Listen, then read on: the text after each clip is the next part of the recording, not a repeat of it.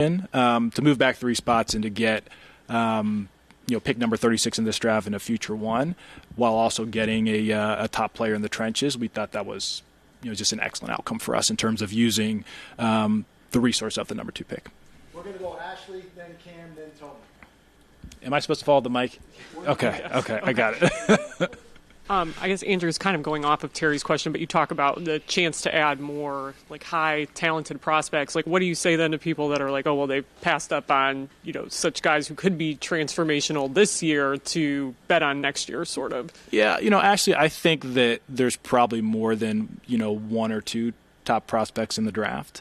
And by nature, even if you select someone at 2, you're going to pass on a good player. By definition, you're going to pass on a good player. There's more than one good player in every draft, and for us to be able to add, multiple premier prospects over a longer time horizon, we think that will allow us to build a stronger team. Go ahead, Cam.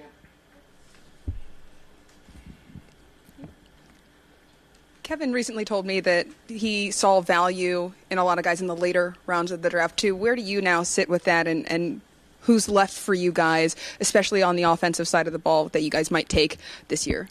Yeah, so I think we really view the sweet spot of this draft, realistically, is in day 2. We think there's a strong pool of players, and it flats out maybe a little bit more quickly than in some previous drafts. But I think there are going to be good players up and down the board. And as we sit here today, we have 4 picks on Friday, and we'll be excited about that. And we'll see how the first round unfolds and what's available to us as we head into tomorrow. Andrew, do you and Jim Schwartz believe that Mason Graham is a better complement to Myles Garrett than Abdul Carter? I wouldn't necessarily. I mean, look. Would love to have both of them, Tony. Just to be candid, the reason we like Mason is because he has the ability to be an excellent pass rusher from the interior, and that's really, really hard to find. It's a premium skill set now in the NFL. Those guys, they make a lot of money, and they very rarely become available.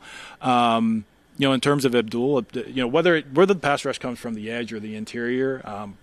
Preferably both. It doesn't matter to us, but we'll always take pass rushers. Hey, Andrew, when you talked about the DNA fit, can you go a little bit more into that? What specific position will he play? And also, just how do you see him fit in when Mike Hall was also your first pick last year? Yeah. And so, it seems like he got a lot at one spot. Yeah, so to answer your first question, Nate, when we say DNA fit, we want players what we call attack players. So guys who can use movement, quickness, power to really reestablish the line of scrimmage, get upfield and ultimately rush the passer.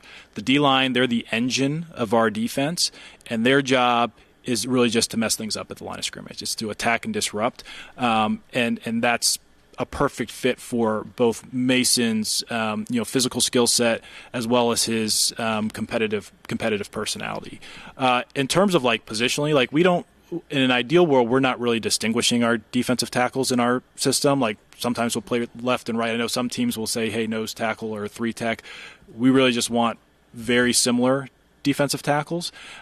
We feel like the best way to get mismatches in the NFL is to have interior pass rushing defensive linemen, because they're just a lot harder to protect against, slide to than your edge guys. And so we're part of the reason we're so excited is to have Mike and Mason, 2 guys that we think will legitimately affect the quarterback. And if they get singled up because Myles is commanding those slides, they can really make offenses pay. And then the last thing I'd say is, we really want to be 6 to 8 deep across the defensive line, because we play our guys they're like hockey lines, right? So we really shuffle them in and out because we demand so much of them running to the ball, getting off the ball, that you can't play with that intensity for 90% of the snaps per the game. Andrew, with this quarterback class not necessarily being the strongest one in recent memory, and next year is supposed to be stronger, now that you've got 2 first-round picks, are you guys poised to potentially be in a really good position to get that spot next year? Yeah, I think that's a possibility, Mary Kay, but I also say that we're pretty early in the weekend, so I don't know how the rest of the draft is going to unfold. There's talent across positions, including the quarterback position, and we just really have to see kind of how our next – I'm trying to remember how many picks we have, Peter, but next 7 or 8 picks, whatever it is, unfold throughout the weekend. Andrew, along those lines, how you said you guys watched quarterback classes 2 years at a time. How much of this trade has something to do with what you saw in that class? I'd say it's maybe tangentially related, but even with that, quite frankly, unless we were going to take a quarterback there, it's a trade we probably would have done regardless. Andrew, would you say the goal going into today was to trade out of number 2, first of all? I don't know that was the goal, as I put it more broadly as using number 2 to make the maximum impact on the team. And can you say if Hunter would have been the pick at number 2? That's going to have to go to my grave. How long was this trade in the works, Andrew? Yeah, so I'd say this, James and I, we discussed this for probably the better part of 2 weeks. Obviously, we didn't, finalize it until we were on the clock tonight. Actually, it's obviously the first deal I've done with James, but I respect him a lot because he was great to work with, and not often do you work on a big deal and it doesn't necessarily leak immediately. So knowing that he's actually a pretty good trade partner, he deserves a ton of credit for being a partner and bringing this to fruition. Andrew, obviously a lot still has to play out tonight, but given some of the capital you added, do you feel there's still some advantageous opportunities to potentially move back into the first round before the night's over? Would never say never.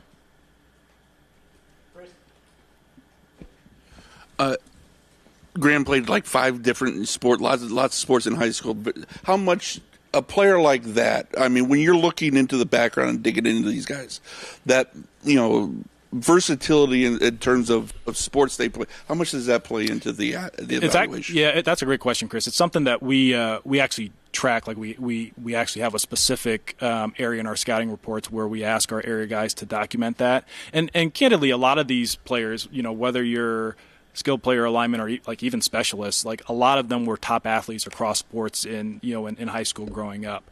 I think the most impressive thing with Mason that we really liked was just his wrestling background, and you can see that in his play in terms of how he uses leverage, in terms of how he uses his hands, his grip strength, and we do feel like that there's always a pretty good track record of these guys who are high end wrestlers, the big guys who are high end wrestlers, and how that translates.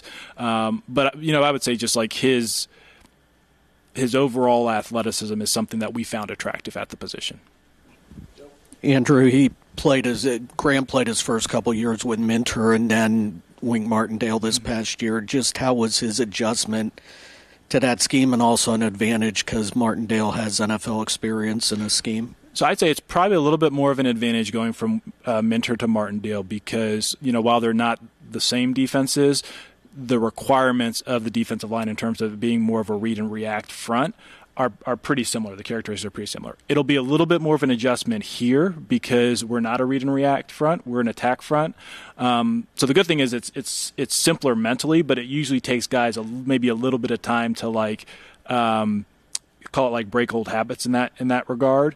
But he's been coached by NFL guys, certainly, so he'll know the standard techniques may be a little bit different. There was a report that you had an offer to move down from 5. Is that true or false? That is not true. Not true. Okay. All the way over here for Ashley. Just with Graham's time at Michigan, I know he's obviously really good 2 years ago when they win a title, but it seems like people say he was even better in 2024. Yeah. Do you see that, number one? And just what about those 2 years as a package? What improvement did you see from him that made him really appealing? Yeah, I'll be honest. He was, to your point, actually, he was pretty good both years. And the improvement is, I guess, he was just more dominant, more disruptive. This is a guy who he affects the run, he affects the pass, he produces in a variety of ways. I really can't say enough good things about him. So we're excited to get him in our scheme, in our front that really does, highlight the defensive tackle position in terms of what we ask of them, and we're looking forward to that. Hey, Andrew, back here. I know you mentioned that you and James were talking about this deal for a couple weeks. Can you take us through what today looked like? Did the offer change at all? What was the logistics looking like for you? I'm sorry, I didn't catch the first part of your question. I said I know you mentioned that you and James Gladstone have been discussing this deal for the last couple of weeks. Can you take us through today on how it evolved? Did the offer change? Was there a moment of decision for you at any point today? It's a great question. Honestly, I prefer to keep those details private. That's just kind of how I operate with trade discussions with other teams. Through the draft process, when did you shift to the point where you started to realize a trade was possible or you were going to entertain it? And how many teams did you end up talking to about it? Yeah, Jeremy, we were always pretty open-minded to it. I think, oftentimes when people think of a pick, it's natural. It automatically goes to like, okay, well, how do you maximize it by selecting? But it's a resource, and there are so many different avenues that you can use the resource to improve your team. Whether it's what we did tonight, whether it's, I'll use the example, whether it's we're picking Travis Hunter, whether it's you're selecting a quarterback, whether it's you use it to trade for a high-end veteran. And so we really went into the spring pretty open-minded because, part of our DNA is we want to be opportunistic and flexible. We don't want to necessarily close off, our mind to how we can best utilize a resource to improve the team. So it was, I guess, our process probably went a little bit in parallel as we gained more information about the players and we thought through how we would actually use the pick. And ultimately it came down to like, okay, well, what will we potentially get offered? Who's going to be on the board? What's our assessment of those prospects? And then given those prospects, how big of an impact can they have on the team in the long term, relative to what we could have in a trade package? Andrew, I know you just made the pick, but have you heard from Myles Garrett at all? Did he have any idea this would happen? And then what was Jim Schwartz's reaction to selecting Mason Graham? I have not heard from Myles, but after I get up here, I'll send him Mason's contact information. I'm sure he'll be pretty happy. Jim, I'm sure our camera's gotten everything. He was excited. He likes Mason a lot. Jock might have even been more excited. So we're looking forward to getting him down here. Last one here for Coop.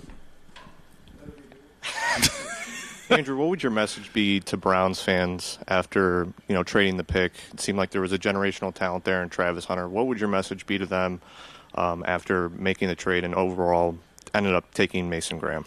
Yeah, I don't know the message would be too much different than what I talked about in my opening comments. Look, we're always going to make the decisions that we think can maximize the team or give us the opportunity to maximize the team. And we're really excited for what we view as an elite trench prospect in Mason Graham. And in addition to that, to get another top 40 pick this year and a future one, we think that that's something that's really going to help improve our franchise. Thanks. All right. Thanks for coming down. Yep. That was it for the night. Who knows? We'll see.